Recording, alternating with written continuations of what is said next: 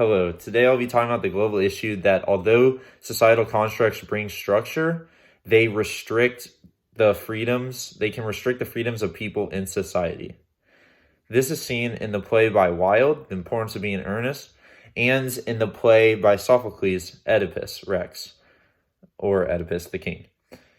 The play by Wilde, The Importance of Being Ernest, explores this through the pursuit of true love, and the play of Oedipus shows this through family relationships. First off, in the play Wilde, it takes place in the 19th century England, where the Victorian society is prevalent during this time, and this is where the royal family kind of instilled the idea that family lineage and wealth was more important than someone's character with regards to marriage and continuing a family lineage and having a daughter be married off to a different family. So this was impacted the play a lot because the main focus and theme of the play was to show the hypocrisy of it and show how it was so silly in today's eyes. And so the Wilde's basically theme, and the theme and importance of being earnest, is that true love is restricted by the societal construct that the status quo, which one should be married from a rich family to a rich family, it shows how that status quo should be valued more than someone's character. And this is enhanced and demonstrated through the use of irony and through the use of a humorous plot. With regards to irony, during Lady Bracknell is interviewing Jack because Jack wants to marry her daughter, Gwendolyn. Jack talks about his family as it is brought up by Lady Bracknell, and he tells her that he doesn't know who his real parents are, and that in reality he was found at like a station in a handbag. And Lady Bracknell gets very upset and very confused by this. She's like, "How are you expected to marry my daughter if you don't know what family you're from? You could be from a very poor family, and that is not good." And so she tells him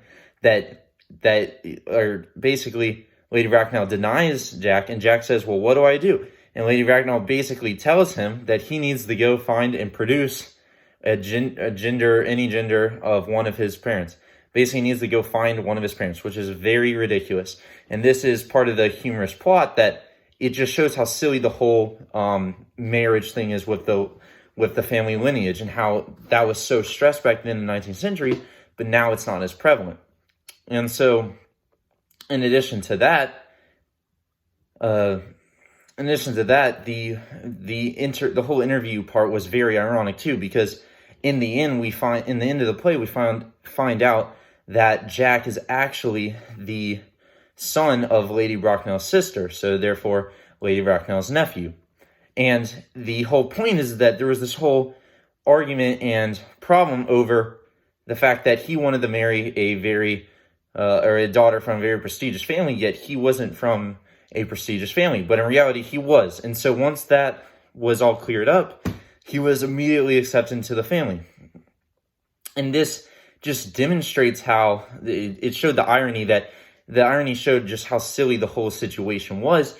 And in reality, it just showed the harsh truth that for a lot of people, true love is very restricted by the societal construct that one needs to marry, someone from a wealthy family needs to marry to another wealthy family, and that someone's character isn't that valued and that important.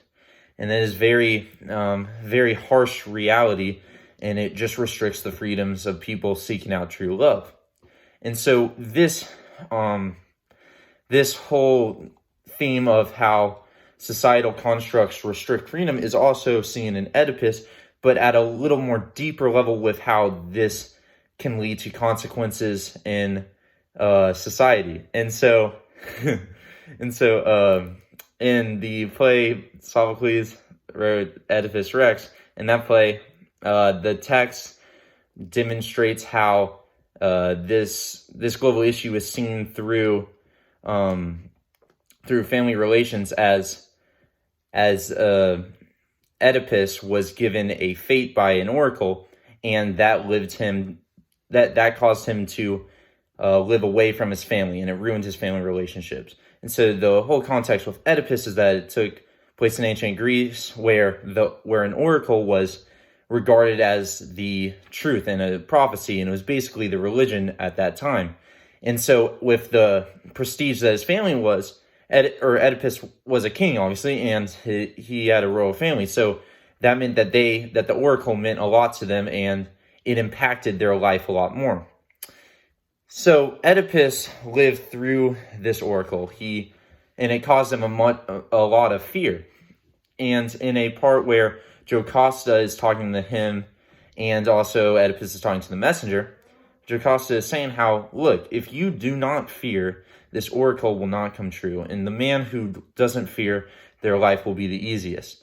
And the problem with this is that Oedipus is kind of like a foreshadowing, and that's the theme that Sophocles used throughout the play, is that he would use Jocasta as a foreshadowing that Oedipus's downfall would be the fact that he feared his fate. And so the whole theme is that one shouldn't live in fear, or else they will be consumed by the fear. That showed with Oedipus, as then the fate of the Oedipus complex later becomes true.